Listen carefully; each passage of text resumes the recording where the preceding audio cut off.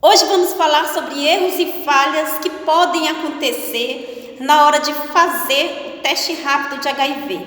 Os testes rápidos são imunoensaios usados para o diagnóstico de HIV e eles podem ser feitos a partir de amostra de sangue total, de plasma, de soro e também de amostra da boca do paciente, ou seja, amostras de fluido oral. Esses testes rápidos, eles podem ser feitos presencialmente ou à distância. Como assim, doutora, à distância? Isso, já existem plataformas de atendimento onde o paciente é atendido à distância, ou seja, o paciente está em casa, é atendido por um profissional e depois do atendimento é encaminhado para o endereço do paciente um kit de teste rápido. E aí em casa o paciente vai poder fazer esse autoteste, que é um teste que é realizado pelo próprio paciente. E esse teste ele pode ser realizado a partir de punção digital, ou seja, o paciente fura a pontinha do dedo, coloca lá o sangue no kit que ele recebeu, ou pode ser feito também de amostra de fluido oral, ou seja, o paciente vai, pega a amostra de dentro da própria boca e aí ele coloca lá no kit que ele recebeu. Nossa, doutora, que legal, eu não sabia disso. Pois é, nós já temos aqui disponível aqui no Brasil. Doutora, mas tira uma dúvida. Por que fazer o teste rápido é uma forma de controlar a propagação do HIV? Porque permite um diagnóstico rápido, também um tratamento oportuno e também porque reduz a chance de se transmitir o vírus. Porque já está comprovado cientificamente que quem tem HIV, que toma o remédio certinho, não transmite o vírus. Então, a partir do momento que a pessoa faz o teste rápido e sabe que tem HIV, ela começa o tratamento o mais rápido possível. E dessa forma, nós vamos diminuir a chance dessa pessoa transmitir o vírus para outra pessoa.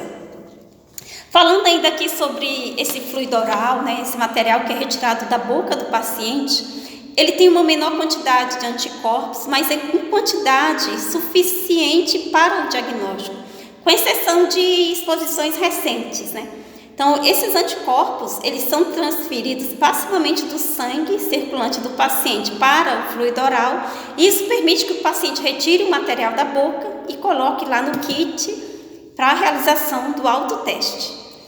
E esse material de fluido oral, ele é considerado um teste de triagem, porque mesmo que o resultado dê positivo, o paciente ele tem que se dirigir a alguma unidade de saúde para poder fazer os testes confirmatórios. Então vamos lá para as falhas e erros que eu tanto recebo mensagens pelo direct do Instagram, de seguidores querendo que fale um pouco sobre as falhas, sobre os erros, sobre em que situações que os testes podem vir positivos ou vir negativos. Então, vamos lá. Então, em relação às falhas, pode ocorrer erro na identificação do paciente, pode ocorrer troca de amostra, pode ocorrer erro na execução do teste, uso de volume incorreto dos reagentes na hora de realizar o teste rápido. Também pode ocorrer leitura do teste no momento incorreto, por exemplo, está fazendo o teste ali, no kit tem dizendo, olha, tem que esperar meia hora para poder ler e ver se realmente está positivo ou não. Aí com 20 minutos tem profissional que já quer ir lá fazer a leitura.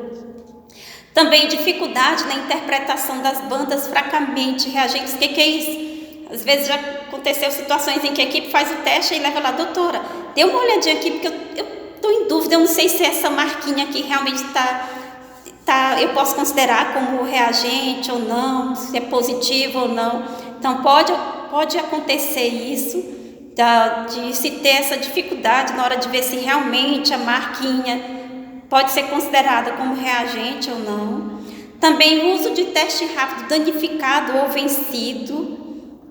E também o transporte e armazenamento inadequado. Então, todas estas situações aqui que eu apresentei são falhas que podem ocorrer na hora da realização do teste rápido. Doutora, e em relação aos erros, então vamos aqui.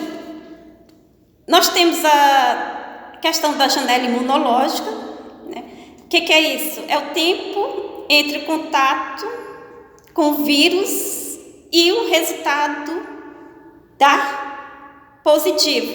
Então, o que acontece? Nós temos que respeitar essa janela imunológica para poder dizer com certeza ao paciente, realmente não tem o vírus. Porque, por exemplo, se um paciente chegou e disse, olha, eu tive relação ontem, eu vim aqui fazer o teste, se o teste der negativo, nós temos que explicar para o paciente, olha, esse teste aqui é de quarta geração.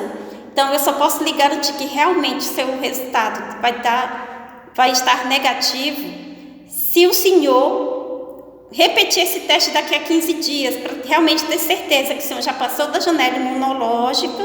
Aí sim é que eu consigo lhe garantir que esse seu resultado aqui, ele vai estar negativo.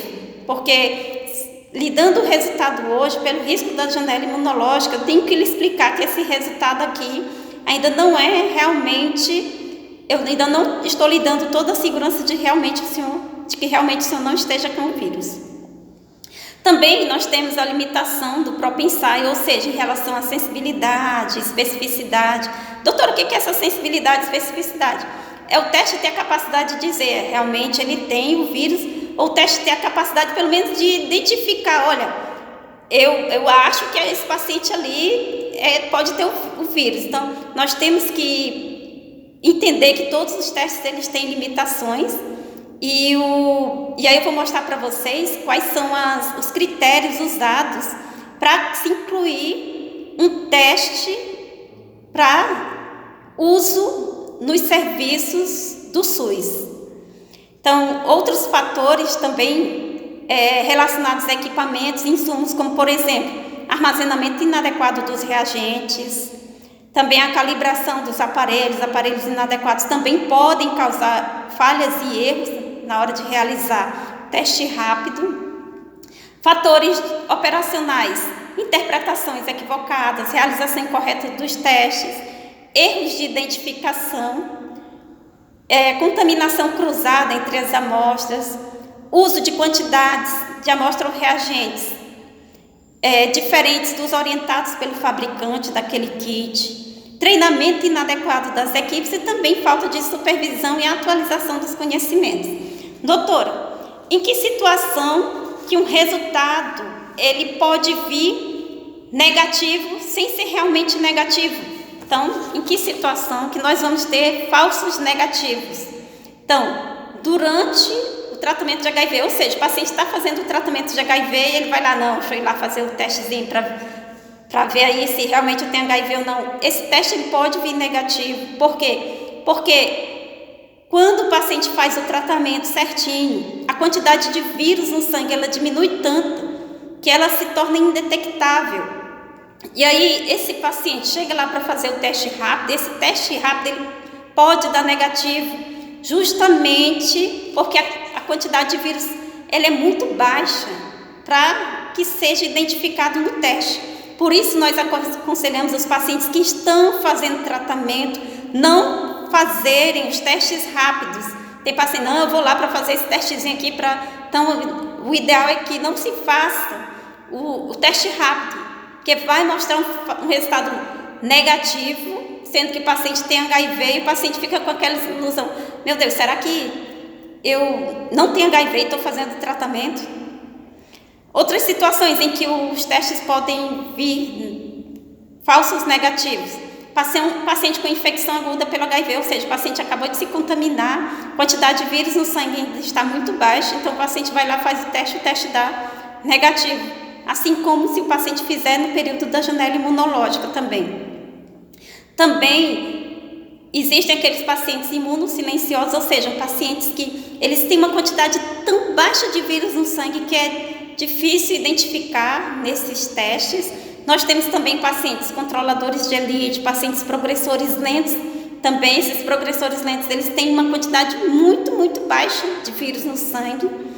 E além disso, o resultado pode vir falso negativo naqueles pacientes que têm um sistema imunológico comprometido. Doutor, em que situações que os resultados podem vir positivos sem ser? Ou seja, em que situações que nós vamos ter resultado falso positivo?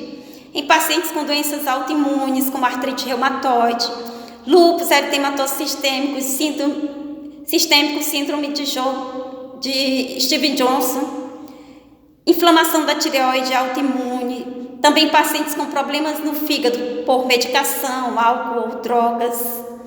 Pacientes que têm outras doenças do fígado, pacientes que fazem hemodiálise, podem fazer o teste vir positivo e não ser, o paciente não tem infecção pelo HIV. Também, nas situações de pacientes que fazem uso de interferon, pacientes que já fizeram várias transfusões, também pode ocorrer essa situação dele fazer o testezinho vir positivo sem realmente ele ter HIV. Pacientes que tomaram vacina recente contra a influenza H1N1, também outra situação que é muito importante. Quando a criança é filho de mãe que tem HIV, ele nasceu já de uma mãe que tem HIV, nós não podemos fazer teste rápido e nem sorologia numa criança com menos de 1 ano e 6 meses. Por quê? Porque quando nós fazemos o teste, estamos identificando anticorpos que a mãe passou para a criança durante a gravidez.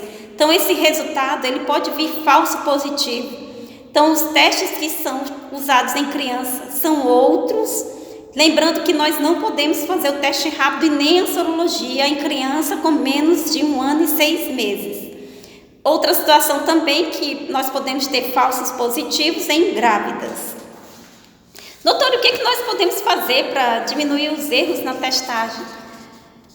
Usar etiquetas com códigos de barras para identificação dos pacientes e das amostras, fazer testes automatizados, integrar os equipamentos que fazem o teste ao sistema informatizado para já sair automaticamente lá a identificação do paciente, a partir da realização do teste também. Usar programas de qualidade, treinamentos de equipes, entre outros. Então, como eu falei, nem todos os testes têm características de desempenho, sensibilidade e especificidade estabelecidas pelo Departamento de HIV, AIDS e Hepatites. Então, para que um teste possa ser utilizado, ele tem que ter uma especificidade de mais de 99% e uma sensibilidade de mais de 99,5%. Além desses testes rápidos, nós temos também os testes complementares, que usam diferentes formatos e princípios. Nós temos o Western blot, nós temos imunoblot, nós temos o imunoensaio em linha, e nós temos também o imunoblot rápido e a imunofluorescência indireta. E mais recentemente, agora nós temos os testes moleculares que também foram incluídos. Doutora, então, qual que é o melhor teste para poder se identificar uma infecção recente? Então, nós podemos usar o teste de 4ª geração como exame inicial e aí, como exame complementar, nós podemos fazer o teste molecular. Desejo a todos vocês uma excelente semana, um grande abraço. Eu vou continuar sempre aqui à inteira disposição.